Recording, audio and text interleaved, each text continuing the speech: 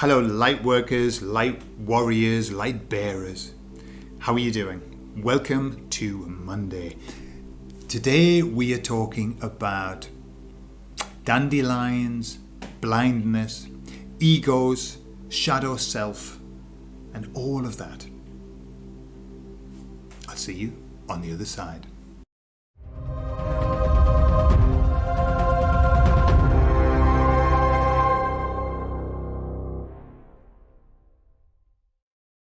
I want to start by telling you a story. Okay, Max Bygraves. I want to tell you a story, two stories actually. The first one is of a man who had produced a beautiful lawn at the back of his house. It was a gorgeous lawn, and he had really worked hard to get this lawn the perfect green. It was beautiful, cut to the right level. Not something I would ever do, but he did. Then one morning he got up and he went out to admire his lawn, and he saw that there was a dandelion growing right in the middle of it. Well, he was horrified, and so he went straight over to the dandelion and he pulled it out. And he was very upset that his lawn had been spoilt by this dandelion. The next morning he got up.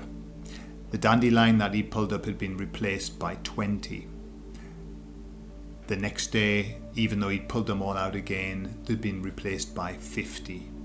And then the next day, there were thousands of dandelions all over his lawn. Well, he was furious, absolutely furious. And he knew that they'd been cutting grass further over, and he knew that they'd been cutting grass and they'd released a load of the seeds, and they'd all fallen in his lawn, and it was the council's fault. And so he sent this very scathing letter to the council saying, "It's disgusting that you've done this. I want a solution now. I want you to give me a solution to get rid of these dandelions." And then there was a pause, and then finally a letter came back, and it said, "Dear Mr. Smith, we're very sorry to hear about your infestation of dandelions on your lawn. Our best advice is that you learn to love dandelions." Okay. And that brings me to the second story, which is of a man who was told by his doctor that he was going to go blind, and that he was going to go blind in 3 months. Well, he fell into a depression, and the more that he was losing his sight, the more depressed he became. Finally, he became blind, and he was furious. He was furious with the world. He was furious with everything. And he went to the doctor, and he said, "You should be fixing this. There should be something that you can do, for God's sake." And the doctor sat and looked at him and said, "Well, the only advice I can give you is that you learn to love your blindness." And that brings me to the point of this particular session, because I want to talk about the fact that we have what's called a shadow self. Our shadow self. It has lots of names. Okay, we've also got what's called an ego, and I would say that they're very, very much linked. They're very much linked. And what I mean by that is that our ego, doesn't want anybody to see our shadow self. It wants it hidden away. Okay, and so we spend most of our life hiding our shadow self away, not only from other people, but from ourselves as well. When that happens, when you resist your shadow self, we know the expression, what you resist persists. And so what happens is when you deny your shadow self. And what do I mean by the shadow self? I'm talking about the part of you that you don't like. The part of you that you know is no good. The part of you that you are embarrassed about. When you deny that, you give it strength. Okay? When you push against something that's the natural process in the universe, it then pushes back. Equal and opposite reaction. So what happens is this: we spend, and I say we because I've been there and probably still am in many ways, we spend much of our life denying that we have a shadow self, but not just denying it, hiding from it, pretending that we don't have it, and fearing it and hating it at the same time. So when I do therapy with people and I take a score, a level of where they are at the beginning, and I say, tell me how true this sounds. Just say the sentence, I hate myself. You'd be amazed how many times that comes out as very true. Very, very true.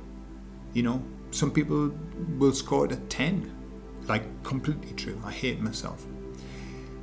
And that's because they've spent their life hiding from themselves. They hate the person that they believe that they are deep down. And they deny all of the good things that they are because they know that deep down, under all of that niceness, there's a horrible part of them. Okay?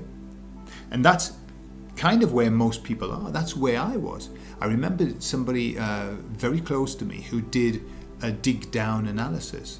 And the analysis is very easy, you know. What do you think about yourself? So what does that mean? Well, what does that mean about you? And this, what does that mean about you? And when I came down to the very, very bottom of the shit bag that I was carrying around with me, I said, it means that I'm a bad person. And that's when I broke down and cried. When I realized that what I held as a belief about myself deep down was that I was a bad person. Oh, I did good things. I helped people. But I knew that deep down I was a bad person. Why did I know that? Because it was something I'd been running away from all of my life. Now, they call it the shadow side because it's the balance of who we are, good and bad, right and wrong. Okay? And of course, if you run away, you'll see videos of children running away from the shadow and they scream because they can't. Everywhere they go, the shadow goes with them. That's what life is. You run away from your shadow, it will follow you. You run away from the monster in your dream, the monster will chase you. Okay? That's what happens. So, what's the answer? Denying it is not the answer. Denying it's not the answer. But why do we deny? Because we think it's awful. It's dreadful. It's horrible. We are bad. We are black. But that's not really the case. That's not really what this is all about. What is the shadow side? The shadow side of us is just us. It's just who we are. And so, quite often when we deny it, we're denying who we are. And therefore, we are not being authentic. And when we're not being authentic, we find it very difficult to be happy. Because authentic people are very happy. Unauthentic people, inauthentic, unauthentic, one of those. The people who aren't authentic are not happy, truly happy. They are plastic people. They are facades. They are pretending in life. You know, oh, I'll let them see this one and this one and this one because this is my good side, but I won't let them see theirs. And of course, people see it anyway. You can't deny it. You can't deny it. You can't hide it because when you repress it, it then comes out as a monster. And when it comes out, bloody hell, watch out. Okay? And it comes out that way because we deny it. Okay? The story is, I suggest that you learn to love your blindness. I suggest that you learn to love dandelions. And this is the absolute key. The absolute key. I'll tell you another story. So, I was bad. I was rotten. I was evil. And my best friend used to say to me, you're bad. You're rotten. You're evil. You've got to change. You've got to change. Everybody taught me I had to change. Everywhere I went, people said, you've got to change. And I knew I had to change. But try as I might, I couldn't change. Try as I might, I couldn't become the person that I knew that they wanted me to become. And I spent my entire life feeling bad about the person that I was. Awful.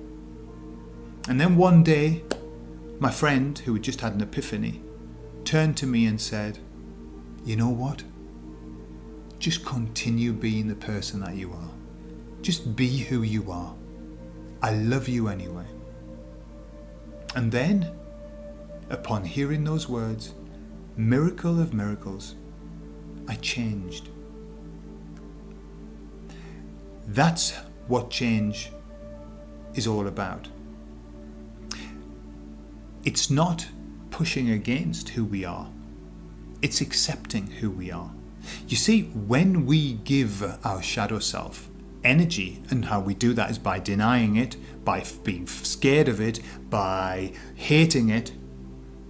And I've done, lots and lots of people hate themselves. Trust me, lots. I've done it. I've done the work. Lots of people hate themselves. You're feeding it energy. And so the secret actually is acceptance. To accept that there is more to you than just the good bits. There's a beautiful expression. Good people do good things, and sometimes they don't. And bad people do bad things, and sometimes they don't. We're not trapped inside of a dichotomy or a paradigm that's unshiftable. We can be good people and we can have our flaws. We can be good people and we can do bad stuff every now and again.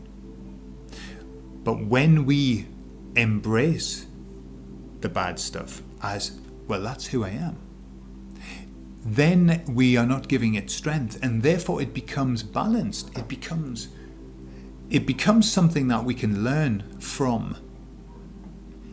The monster that chases you through your dreams, if you just stop, turn around and embrace that monster, it turns into an angel. What does that mean?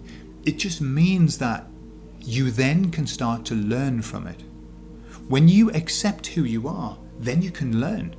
And you can start to enjoy, celebrate the person you are, warts and all, flaws and all. Okay, we're not perfect. We never have been. We've never been promised perfection.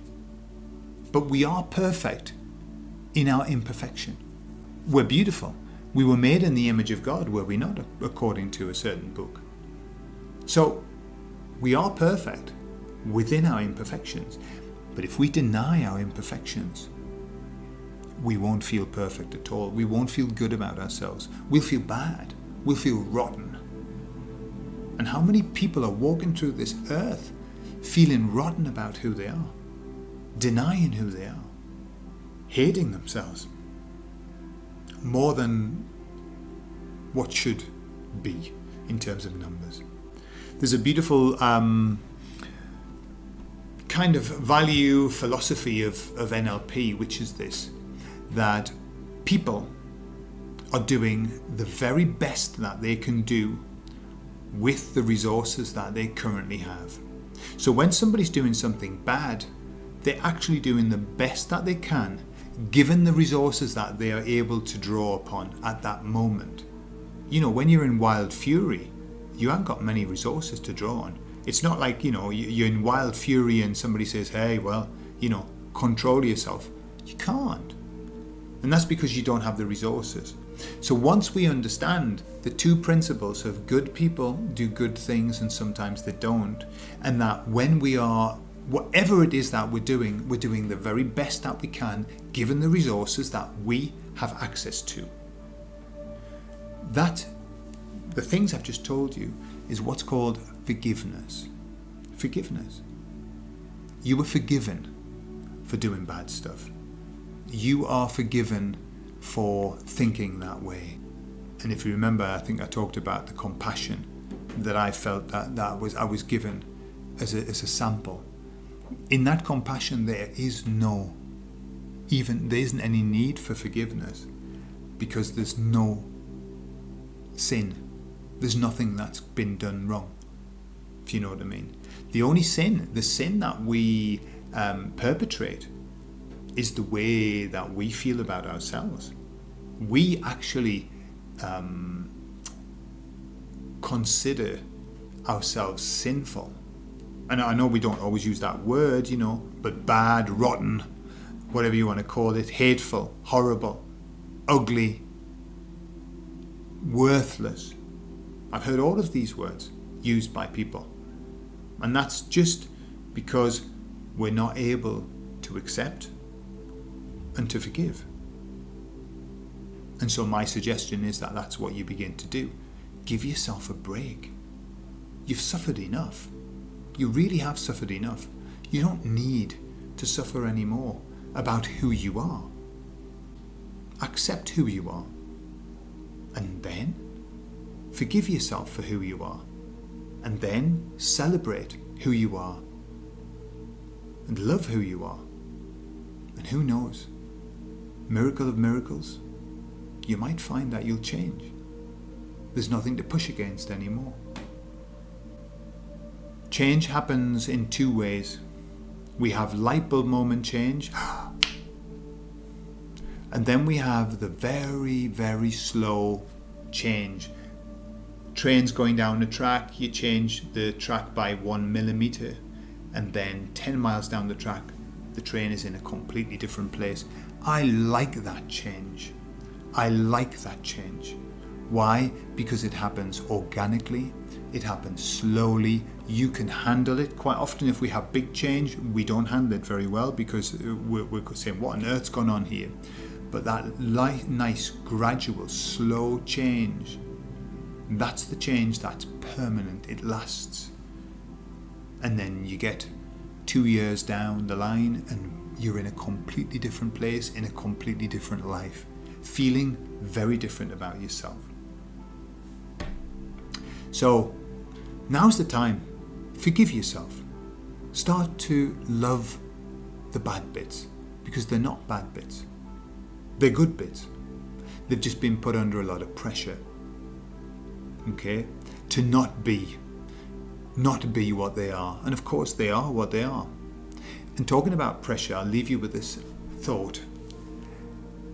I'm sure many of you are feeling pressure at the moment. I'm sure many of you are feeling like we are in a pressure cooker that's just about to go pop. But I've cooked in both ways. I've cooked in a pressure cooker. Here in Spain, if you want to make lentils, you use a pressure cooker. Why? Because if you cook with a pressure cooker, you're going to save, you're going to save about 75% of the time. It's so much quicker in a pressure cooker. And not only that, but you don't use as much energy. However, if you put lentils on a slow boil, it takes ages. Slow boil is painful. And they do say that a watched kettle never boils. Yeah, a watched pot never boils. And so fast and pressured is where we are. And I like that. I would much rather have the pressure up and let's have the bastard finished with than, oh no, turn the pressure down and let's have a slow boil for the next 20 years. No, thank you. I want pressure and I want this over with and I want the temperature turned up so that everything gets cooked and finished with and done. Okay? So maybe that's why we're under pressure. I know lots of people talk about the way that the time goes, where we start coming down the funnel, the pressure point. That's where we are. But that's okay, because it's fast and it's over before you know it. And you can enjoy your lentils. And I'm looking forward to enjoying lots and lots of wonderful lentils in the future. Okay, have a lovely week and I'll see you on Friday. Bye-bye.